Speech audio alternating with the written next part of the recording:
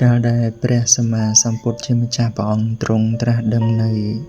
ចតុរារិយសច្ចៈទាំង4គឺទុក្ខសច្ចៈសេចក្តីពិតរូបកាយនិងចិត្តនេះជាទុក្ខកើតចាស់ឈឺស្លាប់ជាធម្មតាសមុទយសច្ចៈសេចក្តីពិតគឺមហិច្ឆតានិងតណ្ហាដែលជាហេតុនាំឲ្យកើតនៅសេចក្តីទុក្ខនិរោធសច្ចៈគឺការរំលត់នៅសេចក្តីទុក្ខគឺការរំលត់នៅតណ្ហានិងមហិច្ឆតាមគ្គសច្ចៈគឺផ្លូវដើម្បីរំលត់នៅសេចក្តីទុក្ខដែលមានតណ្ហាជាហេតុសច្ចៈនេះសំខាន់ណាស់មិនថាក្នុងជីវិតរស់នៅប្រចាំថ្ងៃសូម្បីតែឥឡូវនេះដែលពិភពលោកកំពុងតែជ្រួលច្របល់ទៅដោយតណ្ហាដែលជាហេតុ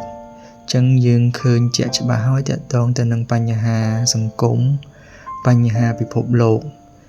ជាពិសេសបញ្ហាជម្លោះដែលកំពុងកើតមានគឺសង្គ្រាមរវាងអាមេរិកនិងអ៊ីរ៉ង់ចឹងយើងចែកជាសច្ចៈទាំង4ទុក្ខសច្ចៈការដឹងនៅសេចក្តីទុក្ខបញ្ហាជាក់ស្ដែងនៅក្នុងសមរភូមិនយោបាយនេះទុក្ខគឺជាស្ថានភាពបច្ចុប្បន្នដែលពិភពលោកកំពុងតែជួបប្រទះទី1នឹងភាពអសន្តិសុខការភ័យខ្លាចក្នុងការផ្ទុះសង្គ្រាមធំការបាត់បង់ជីវិតកងទ័ពនិងជនស៊ីវិល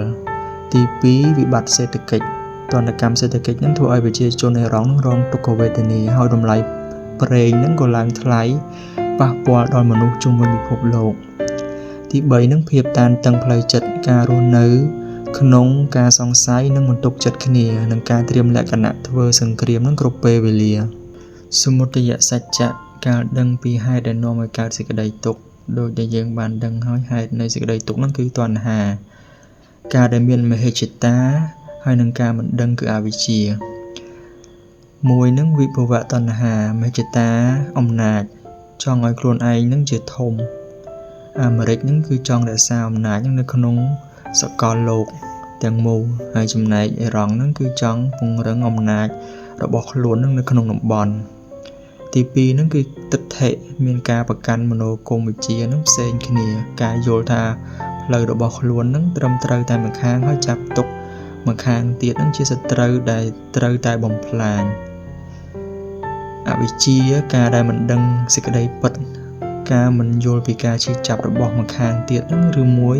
មិនដឹងថាការប្រើកម្លាំងបាយនឹងនាំមកនៅមហន្តរាយដល់ខ្លួននៅថ្ងៃខាងក្រោយ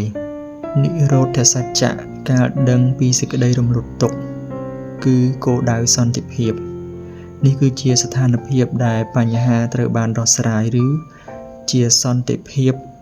ដែលយើងចង់បានការរំលត់មហិច្ឆតាភាគីទាំងសងខាងនឹងយល់ព្រមបន្ទន់អរិយាបថនិងទទួលយកការពិតដែលថាគ្មានខាងណាអាចឈ្នះទាំងស្រុងដោយការប្រើកម្លាំងបាយឡើយតលយៈភាពអំណាចនិងការរស់នៅទន្ទឹមគ្នាដោយសន្តិសហវិជ្ជមាននិងការគោរពអធិបតេយ្យភាពគ្នាទៅវិញទៅមកមគ្គសច្ចៈផ្លូវប្រតិបត្តិដើម្បីទៅដល់ការរំលត់ទុក្ខនេះគឺជាវិធីសាស្ត្រដែលត្រូវធ្វើដើម្បីបញ្ចប់ជម្លោះដែលស្របនឹងអ្វីដែលយើងចង់បានទៅលើការចរចាដែលប្រកបទៅដោយឆន្ទៈពិតសមាទិដ្ឋិការយល់ត្រូវ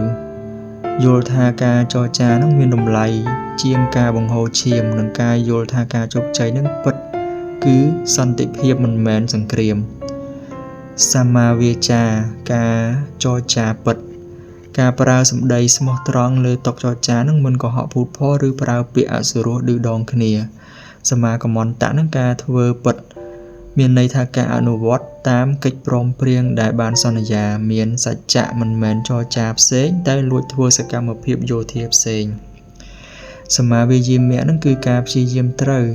ព្យាយាមរក្សាទំនាក់ទំនងទោះបីជាមានការយល់ច្រឡំកើតឡើងក៏មិនបោះបង់ការចរចាដែរសរុបសេចក្តីមកបើយើងយកសច្ចៈទាំង4នោះមកដាក់ចូលក្នុងចំនួនអាមេរិកនិងអ៊ីរ៉ង់នឹងយើងឃើញថាបញ្ហាមិនមែនមកពីអាវុធឬលុយកាក់នោះទេប៉ុន្តែវាកើតចេញមកពីចិត្តដែលពោរពេញដោយមហិច្ឆតាដែលមានតណ្ហានឹងឯងគឺជាហេតុដរាបណាមគ្គ ការចរចាដោយសច្ចៈនឹងមិនត្រូវបានអនុវត្តដរាបនោះទុក្ខនៅតែបន្តកើតមាន